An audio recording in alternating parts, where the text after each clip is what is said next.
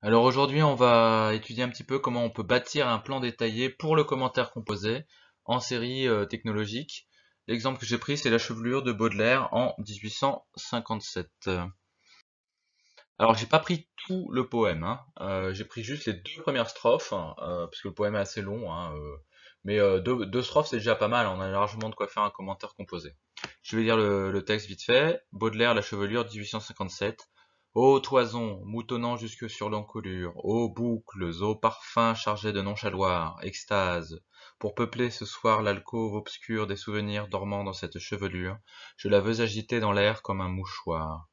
La langoureuse Asie et la brûlante Afrique, tout un monde lointain, absent, presque défunt, vit dans tes profondeurs, forêt aromatique. Comme d'autres esprits voguent sur la musique, le mien, ô mon amour, nage sur ton parfum. Alors j'ai fait une suggestion de plan, c'est-à-dire un poème d'amour exalté et un voyage intérieur. Voilà, c'est un peu comme ça que ça va se présenter au bac, hein, si jamais vous avez ça. On vous donnera une suggestion de plan, si jamais vous prenez le commentaire composé. Alors, tout d'abord, vous commencez par lire le texte, vous vérifiez si vous avez bien compris, vous vérifiez le vocabulaire difficile. Donc ici, c'est en colure, qui est le dos d'un animal, hein, ou d'un cheval ou d'un autre animal. Le nonchaloir, c'est la nonchalance, la paresse, le laisser aller. Et l'alcôve, c'est un enfoncement ménager dans une chambre pour un lit. Comprendre le sens, alors c'est quoi le sens du poème? C'est Baudelaire ici rêve en touchant, caressant et sentant la chevelure de sa bien-aimée. Cela déclenche un voyage imaginaire et exotique. Voilà, c'est ça simplement le thème du poème. Alors il faut bien faire attention, surtout en poésie, de bien comprendre de quoi ça parle. Le titre ici vous aide, la chevelure.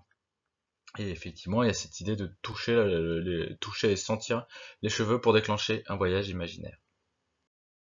Ensuite, vous passez au repérage. Donc, grosso modo, vous prenez le texte et vous prenez vos stylos de couleur, vos crayons, vos stabilos, et vous allez chercher les différents procédés qu'il y a dans le texte en termes d'analyse littéraire. Voilà mon propre repérage, hein, que j'ai fait vite fait là. On voit que donc il y a le haut lyrique, il y a des exclamations, champ lexical de l'animal, champ lexical de l'obscurité, du sommeil, le champ lexical du parfum, le champ lexical de la sensualité, de la paresse, l'idée de liquide aussi avec vogue, nage, l'adresse à l'aimer avec la deuxième personne, la mention de lieux éloignés et mystérieux, champ lexical des esprits, de l'invisible, des comparaisons, des antithèses. Il y a aussi une allitération en feu là au vers 9, 8 plus exactement. Et voilà, donc ça c'est vraiment un truc que vous devez passer du temps dessus. Vous devez passer du temps à faire votre repérage, à essayer de trouver tous les différents procédés. Plus c'est détaillé, mieux c'est. Ensuite, vous reprenez le plan. On a un poème d'amour exalté et un voyage intérieur. À droite, j'ai mis tout ce qu'on a trouvé, hein. Du coup, il va falloir un peu répartir tout ça dans les différents grandes parties. Tout ce qu'on a trouvé, comment ça rentre dans les grandes parties. Je précise que vous n'êtes pas obligé de prendre le plan qu'on vous propose, hein. Si vous sentez qu'il y a un plan qui convient mieux, voilà, vous pouvez en prendre un autre, ça pose pas de problème. Alors, j'ai réparti un petit peu les différentes choses qu'on avait trouvées. Pour la première grande partie du poème d'amour exalté, j'ai mis tout ce qui correspond, hein, au poème d'amour exalté. Et même chose pour la deuxième partie, le voyage intérieur, où j'ai regroupé finalement, j'ai classé chaque remarque, chaque procédé qu'on a trouvé, hein, tout ce qui est figure de style, registre, etc., dans une des deux sous-parties. Maintenant, il y a aussi un dernier truc à faire, c'est faire des sous-parties. Voici le résultat donc de mon plan détaillé. Grand 1, c'est un poème d'amour exalté. J'ai mis en A l'exaltation avec des hauts lyriques, les exclamations, extase en début de vers qui est extrêmement souligné, la volonté du poète qui est manifeste, je la veux agiter. On a une première personne qui présente à chaque fois à la fin de la strophe, je la veux, le mien, etc. On a des jeux sur les sonorités, par exemple l'itération en feu, profondeur, forêt. Donc tout ça exprime une certaine exaltation. Donc tout ce qui avait rapport à l'exaltation, je l'ai mis dans cette sous-partie. Ensuite, il y a cette idée d'amour. D'amour pour une chevelure, donc il adresse à l'aimer. Alors il dit mon amour au dernier vers. La deuxième personne est présente, tes profondeurs, ton parfum. Il y a une certaine ambiguïté puisqu'on ne sait pas s'il parle à la femme ou à la chevelure.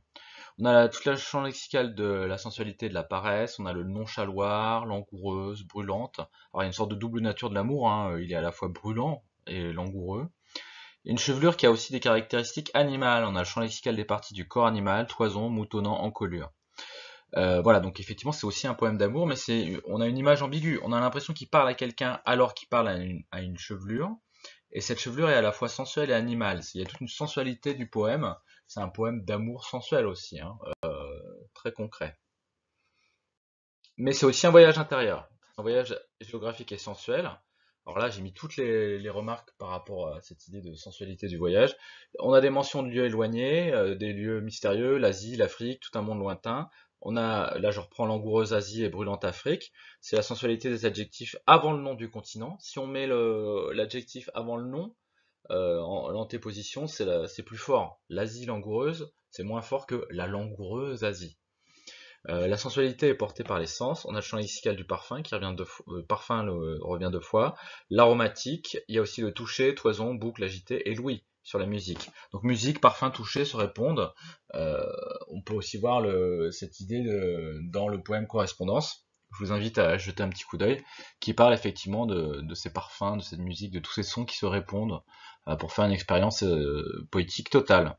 Il y a aussi une idée de nage, vogue, nage. Donc effectivement, c'est une sorte de voyage comme ça, presque initiatique.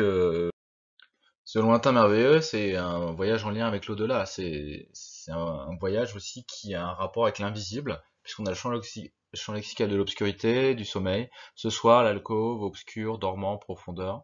On a le champ lexical des esprits, de l'invisible, souvenir, absent, presque défunt. Alors, absent et presque défunt, c'est mis en valeur parce qu'il y a une gradation. Lointain, absent, presque défunt. Les termes sont de plus en plus forts. Et on a aussi le terme d'esprit. On a une sorte de paradoxe aussi avec l'antithèse presque défunt et vie. Il y a comme une survivance d'êtres et de choses qui ressuscitent à travers la chevelure. Voilà, bah ça c'est notre plan détaillé. Là j'ai mis les grandes parties, les sous-parties.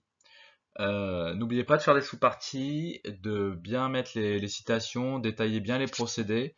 Voilà, faut vraiment, quand vous faites votre relevé, vous cherchez vraiment tout ce qui est figure de style, registre, allitération, assonance, tout ce qu'on a vu en fait hein, dans nos études de texte pendant cette année. Et voilà, l'idée c'est d'avoir un plan détaillé. Ensuite, on passe à la problématique. La problématique commence par comment, en quoi, de quelle manière. Alors, il y a des gens qui préfèrent faire leur problématique avant de faire le plan, d'autres après. Peu importe. Moi, je préfère quand même faire ma problématique après parce que ça évite qu'on ait une problématique qui colle plus très très bien avec le plan. On fait un bon plan bien costaud et après on trouve la question. Ça me paraît plus logique. Je propose. De quelle manière Baudelaire nous fait-il voyager à travers la chevelure? Comment la chevelure est une invitation passionnée au voyage? Des problématiques possibles pour ce poème. Et voilà, en fait, vous avez fait le plan détaillé, vous avez votre problématique. Ça, c'est un truc que vous faites au brouillon, hein, c'est un gros travail. Passez du temps dessus, lire le texte, faire le relevé, faire le plan détaillé, faire les sous-parties, trouver la problématique. Et une fois que vous avez fait tout ça, vous êtes mûr pour rédiger. Rédaction du devoir qui passe par une introduction, un développement et une conclusion. Voilà, ça c'est les étapes obligatoires. Aujourd'hui dans cette vidéo on a vu vraiment le travail du brouillon. Tout ça vous le faites au brouillon, voilà, vous travaillez sur le texte de manière à en dégager l'analyse. Voilà, et après, quand tout ça est fait, vous passez à la rédaction sur la copie. Dernière chose, ça je l'ai pas fait parce que j'ai fait la vidéo assez rapidement. Mais il faut mettre les numéros de vers dans les citations. Hein. Ça je l'ai pas fait, mais numéro de vers ou numéro de ligne, à chaque fois que vous citez quelque chose, mettez le numéro de la ligne. Hein. C'est important. Bon moi je dois avouer, la honte sur moi, je l'ai pas fait, mais pour gagner du temps, mais normalement vous êtes censé le faire. Voilà. Donc vous avez à peu près la méthodologie pour bâtir un plan costaud pour le commentaire composé en série technologique. À bientôt.